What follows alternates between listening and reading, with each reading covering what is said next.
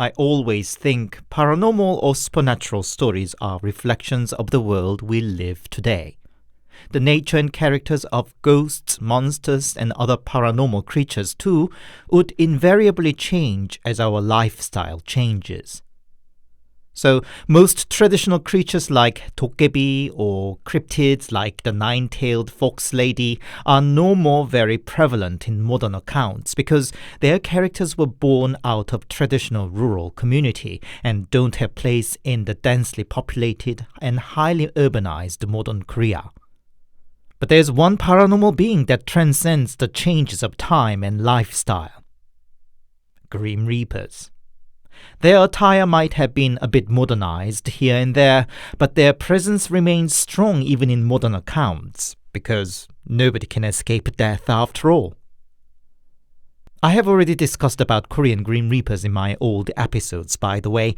If you missed them, I'll leave the link in the description and at the corner of the screen.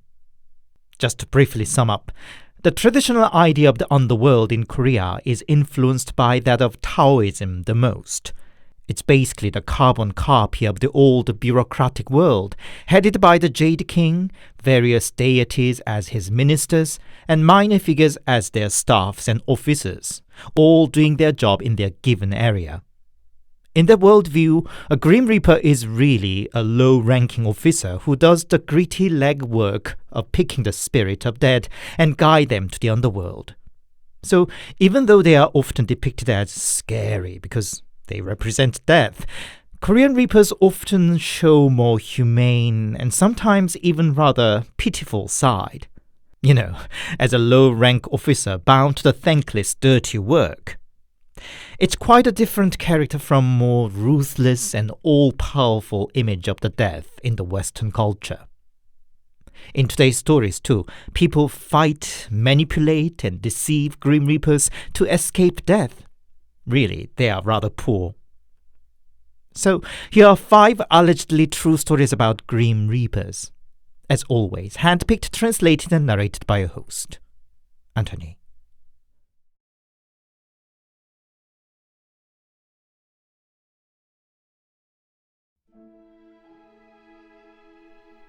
This story is about my friend and her mother.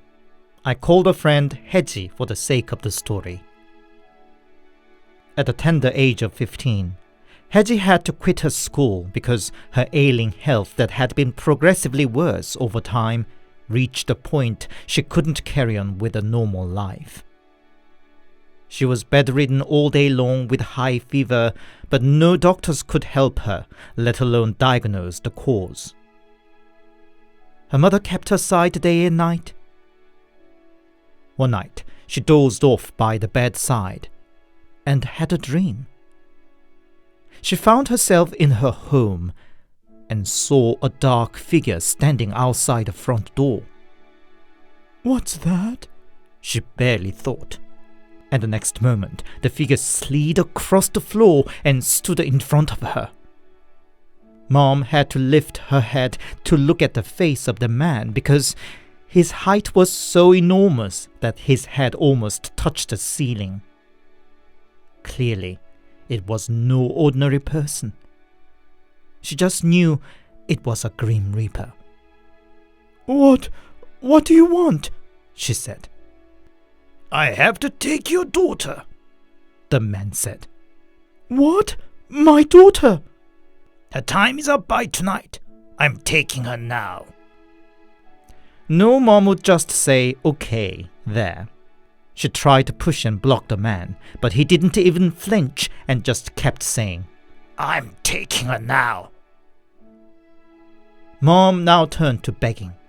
"Please, she's getting better already and she'll be fine tomorrow. Please, give her a chance." "It's no use." Then take me instead. She's so young. I've had my life at least, so take me." "That's not possible. You still have 20 years left." That way, the two struggled, argued, and fought. Probably such is Mom's power, but in the end, the Grim Reaper gave in. "Okay, I'll take you instead then. Really? Fine. Let me just have one last look at my daughter then, please. I'll come to take you myself. 20 years later. You will then shut up and follow me, the Reaper said, and disappeared. The following day, her daughter, Haeji, was already better, and in a matter of few days, got all well.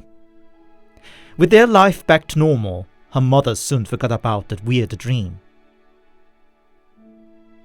On the New Year's Day 2 years later, Haeji and her mom were on the way to spend the holiday at Haeji's uncle. Haeji wanted to take a taxi, but her mom thought that was a waste of money. In the end, they took a bus, but that put Haeji in the mood. When her uncle taunted her about her heavy makeup, that tipped her over. She just stood up from the family lunch table and walked out. Her mom followed out, calling for daughter's name, but Haeji only speeded her way. Only when the mom's voice sounded far and faint, she turned to look and found her mom still following from behind. She felt sorry for her mom, but you know how stubbornly proud the teenagers can be.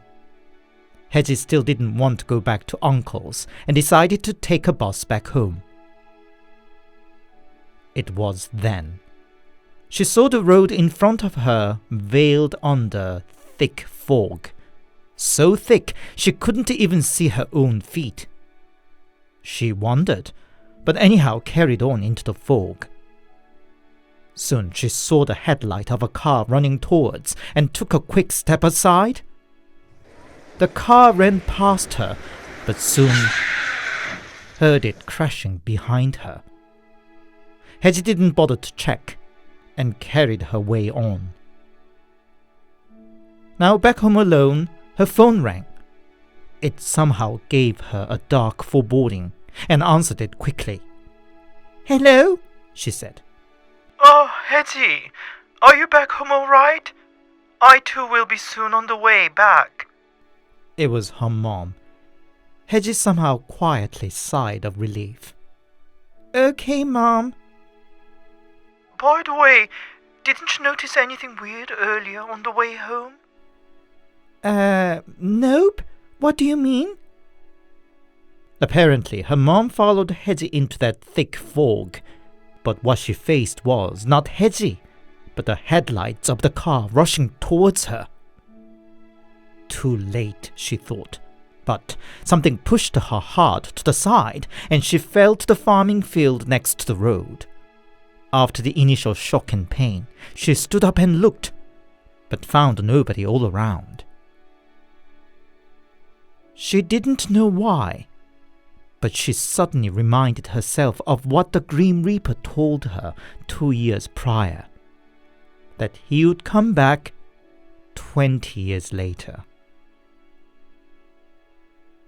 It's a weird story, but Haeji's mom still thinks it was the Grim Reaper that saved her life from the car accident. He said 20 years, and so it would have to be in 20 years. What do you think? Could a Grim Reaper save one's life too?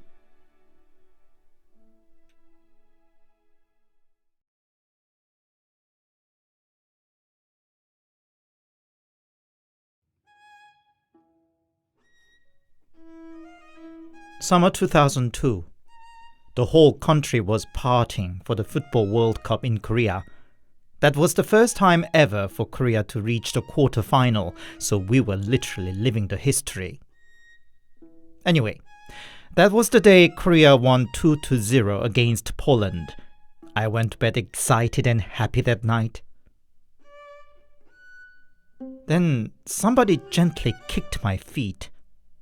I squinted my eyes. It was dark in my bedroom, and normally I shouldn't be able to see anything. But I could see him so clearly. He didn't declare what he was, but I could just instantly guess he should be a Grim Reaper. His complexion was paler than white, and his clothes were darker than the darkness. Sharp facial features and cold, cruel eyes. I still clearly remember the face even after all these years. Upon noticing me looking at him, he said, "Let's go." "What? Why?" I said. "I mean, wouldn't you?" Now he grabbed me by my arm and pulled me out of the bed. "Let's go," he insisted. I shook his grip off of me with my might, and we struggled physically. "If you refuse, I'm going to take your parents instead," he growled. I saw his eyes roll towards my parents' room. Their bedroom door was left open, for it was a hot summer night. I darted towards their room, closed the door, and blocked it with my body. "You son of a bitch! Piss off! Get out of my house! Out! Out!" My body shivered all over and could only repeat "out" time after time. Reaper's eyes changed from what were already cold to literally terrifying. To this day, I have never seen eyes scarier than those. After a short cat-and-mouse chase, we got tangled up in a struggle once again. He trying to get a firm grip of me, and I pushing him to the front door to kick him out. Whenever Reaper's hands touched me or my hands touched his body, cold and chill ran down my spine. At that time, I couldn't really think about it, but I can't forget that chill. After the struggle for God knows how long, I managed to push him out the front door. But the struggle carried on a while at the doorstep, him trying to get back in. But in the end, he seemed to have had it enough. "I let you live, all right? But you pissed me off." He spitted at me and disappeared in the dark, leaving me all soaked in sweat and tears. In the morning, I woke up in the living room on the way to the front door. I ran to Mom in the kitchen and babbled on like a madman. Mom, why was I sleeping in the living room? Why?" "What? I guess you found it too hot in your room. Why, don't you remember?" Mom said. For the rest of the day, I tried my best to forget the scary eyes and creepy chills I felt from the Grim Reaper. In the evening, I got a call from Mom, who went out with Dad for a relative's wedding. "Son, your dad and I had an accident," she said. "What? What happened? Are you all right?" I cried out. "We're okay. Don't worry. My eyes just got blinded with this light as the car drove into the little tunnel, and I crashed to the wall. Thank God I wasn't driving too fast because it wasn't on a highway. Dad's got a broken arm, and my neck seems to have suffered some injury, but otherwise okay," she said. In my mind, I kept hearing the last word of Grim Reaper. "You pissed me off." Thankfully, my parents recovered fully, but I had to live for a while in fear if the Reaper might not come back with more vengeance. Was he really a Reaper? Did I really have to die that night?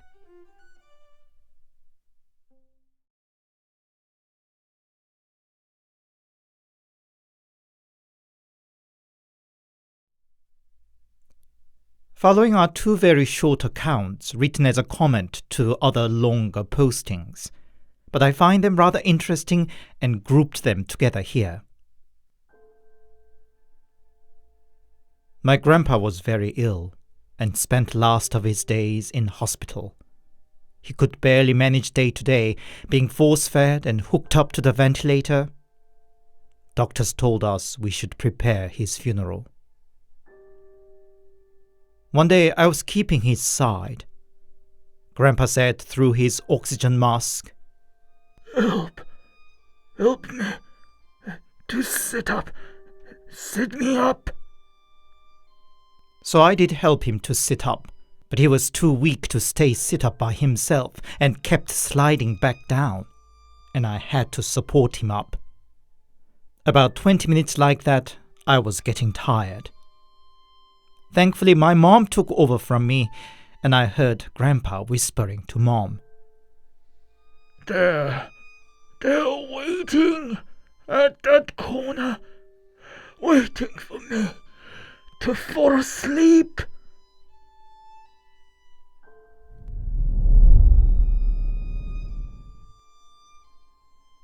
I'm still not sure if it was a dream, illusion, or what. But one night, a Grim Reaper came to take me. He said he could grant me one wish before I die, one last thing that I really wanted to do. I replied, I want a date. Sadly, I've never had a relationship and didn't have any romantic memory. To my surprise, the Reaper granted my wish. He took me around for a few hours. We walked around the park hand in hand, shared a single iced coffee at a cafe, went to a cinema, and at the end of it, we even kissed in the dark of the cinema.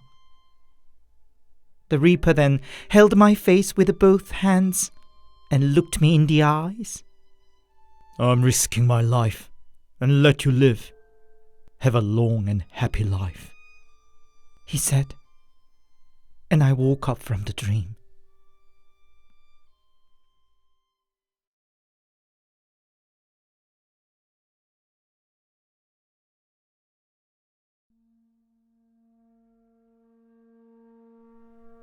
I hate scary films or horror games. And yet in real life, I used to have no fear about darkness or visiting a so-called haunted spots. I had faith in scientific mind and remained skeptical until something was proven as facts.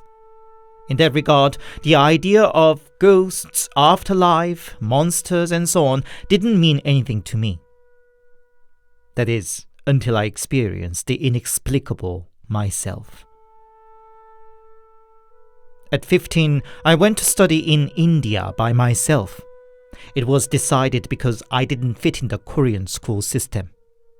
At the beginning, I had a hard time to find a suitable lodging and temporarily stayed at some sort of temple facility. It wasn't too bad, but I didn't get internet connection. So, my parents in Korea had to call if they wanted to contact me, which they did a couple of times a week. Because of the extortionate international call rate, we kept our chat short. One weekend, I got a call from Mom. Hey, Kuma, my boy. I went to have your fortune told yesterday. Mom said. Oh, Mom, it's all just a con job. Why waste the money? I said. Hush! He's famous. Anyway, which sound better for your new name? Seung-hwan or Jaehyun? What are you talking about? The fortune teller said you should get a new name for a smoother life. You see, we didn't consult anybody when we named you. Perhaps it's a good chance to get you a good proper new name now. No way! I've lived with this name for 15 years already. Oh, shut up and just choose one. Seung-hwan or Jaehyun. Hurry! Every second costs a fortune, this phone call. Mom pushed me so hard that I just had to pick one. Seung-hwan. Since then on, Mom called me by that new name whenever she phoned me. I could tell she herself felt awkward about it, and I made fun of her. But she was so insistent that she liked the new name much better and it should bring me a better luck. About 2 months passed. A knock on my door woke me up. I checked the clock and it was passing 3 in the morning. Who could knock at such an hour of the day? But before I could further wonder, I felt an overwhelming chill. All my hair stood on ends, and my gut told me I must not answer the door. I wrapped myself up with a blanket and fell back to sleep. Following day, I asked the staffs and monks of the temple if any of them knocked on my door, but they insisted that they would never disturb their guests at such an hour. Another night, I fell asleep while reading a book on bed. My eyes popped open. I checked the clock and saw it was passing 3 once again. I froze and just stared at the door.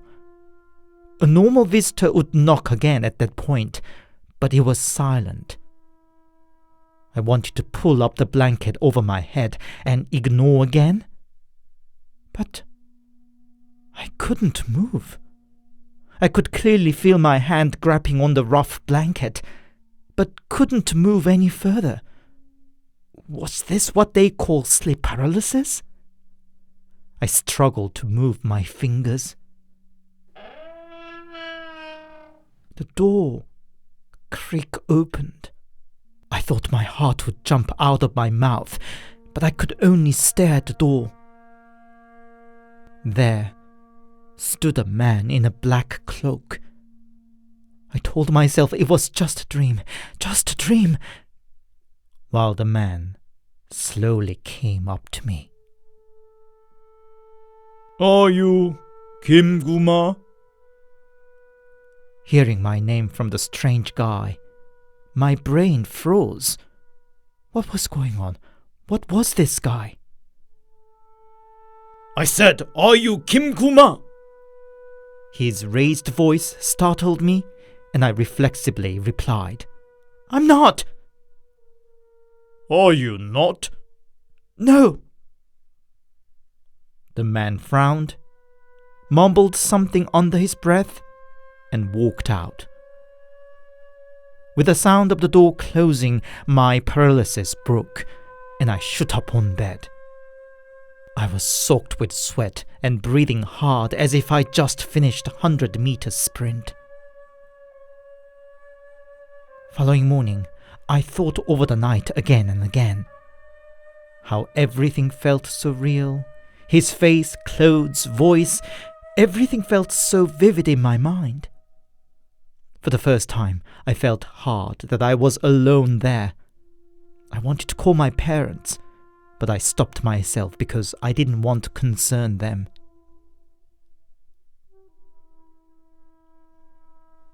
The man in black cloak visited me the following night, and the night after too, and asked me the same question. And every time I was helpless. In a matter of few disturbed nights, I could see my eyes and cheeks going hollow.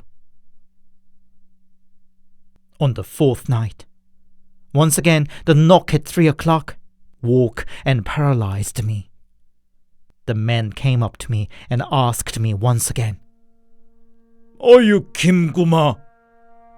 No, I'm not. Who are you then? For the first time, he broke the pattern of his interrogation, and my mind went blank for a second until a name popped up. Seung-hwan, my new name. I'm Seung-hwan, Kim Seung-hwan. The man gave me a look for a second and said, I see. He then turned around and went away.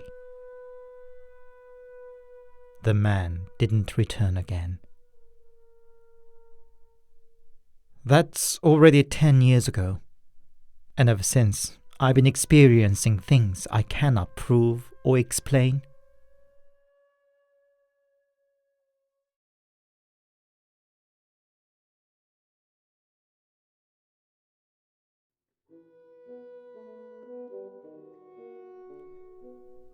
My grandma, Mom's mother, was a pretty girl, I hear.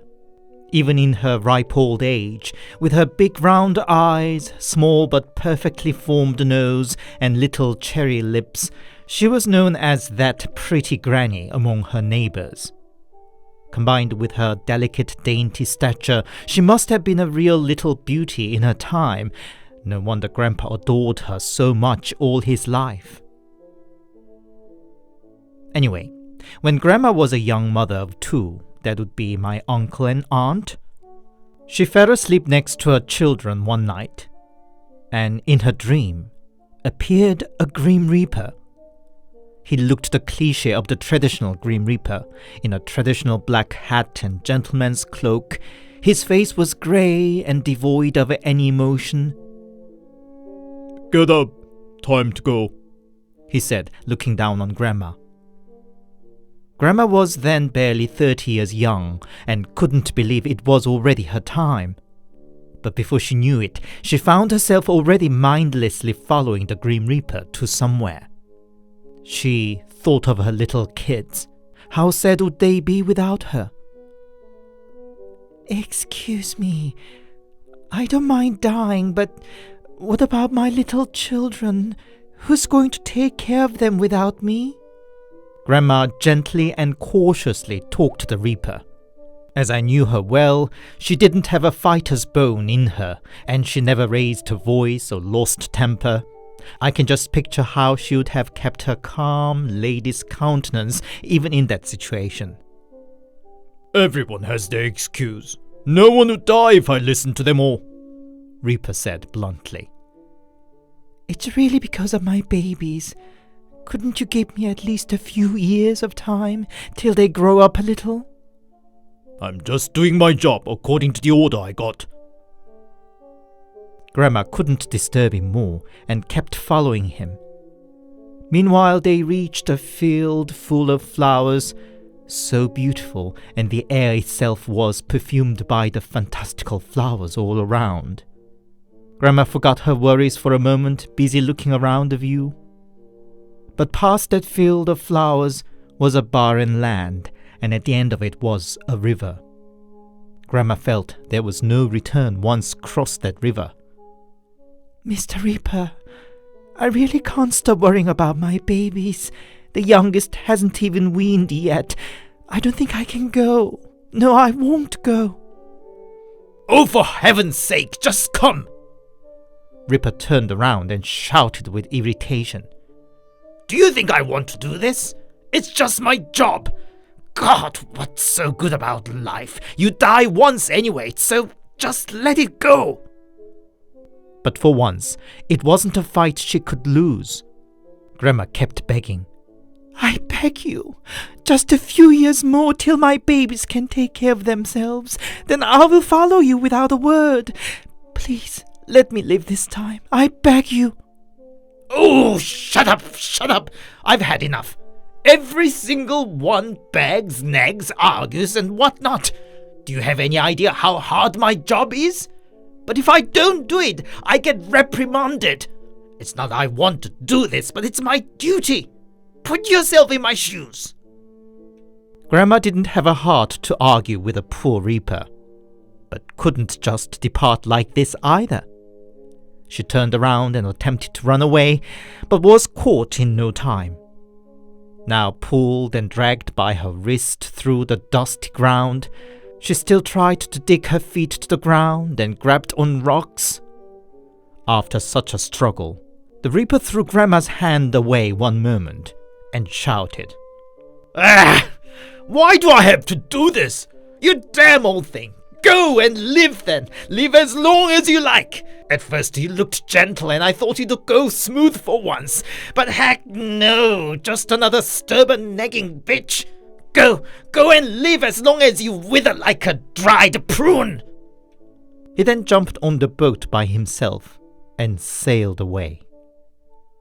And Grandma woke up from the dream. What a dream! How vivid that was! Grandma thought to herself and sighed of relief. She then realized her wrist ached. She found her wrist red and swollen as if somebody grabbed on it hard. And by the following morning, it turned into a black and blue handprint. It wasn't just a dream after all then. The Grim Reaper didn't return until her children grew up. But unlike the Reaper's curse that she should live till she wither like a dried prune, Grandma passed away before she turned 70. I think losing her oldest son untimely did its part.